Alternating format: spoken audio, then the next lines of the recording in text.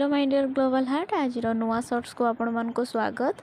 आपण माने तो माछ घांट माछ तरकारी माछ फ्राए खाई थे किंतु माछ को थरे एमती बनातु खास करी ए खरा दिन रे पूरा माछर टेस्ट आपण मानकर मन रही जिवो आ माछ जो माने खाऊ भी नांदी तांकर फेवरेट रेसिपी बनी जिवो।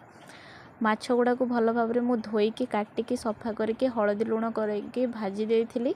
आ ये माछ गुड़ा हूँ चितल माछ बोली बो कहूला। मत तो माछ चिन्ही आसेनी, जदि क्या माछ चिन्ही आसे कमेंट रे निहाती कहिबे एटा को माछ।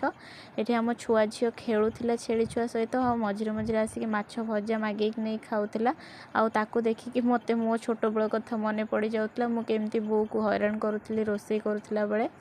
तो माछ गुड़ा को भाजी सारिबा परे मुझे कौन करी कड़ाई रे आउ टिके तेल देइथिली आ सेई तेल रे मु काटिकी रखिथिबा लंबा लंबा करिकी जो आलू सेटा को ऐड कर देकी भाजी देइथिली।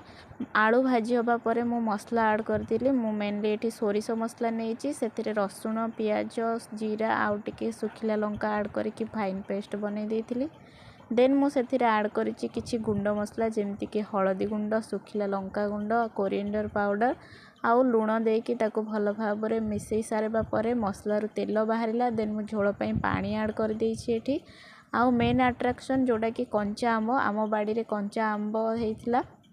एबे तो पाचिनी से गछर आंब बहुत दिन लागिबो ताको पाचिबा लागि, एबे भी कंचा अछि। किछि आचार बनैथिली आउ किछि पाचिबा पई छडा हेछि। सेथरु गोटे पारिकी आनिकी मु कोन करथिली ना काटी देइथिली आउ तरकारी रे ऐड कर देइ। Subscribe for more.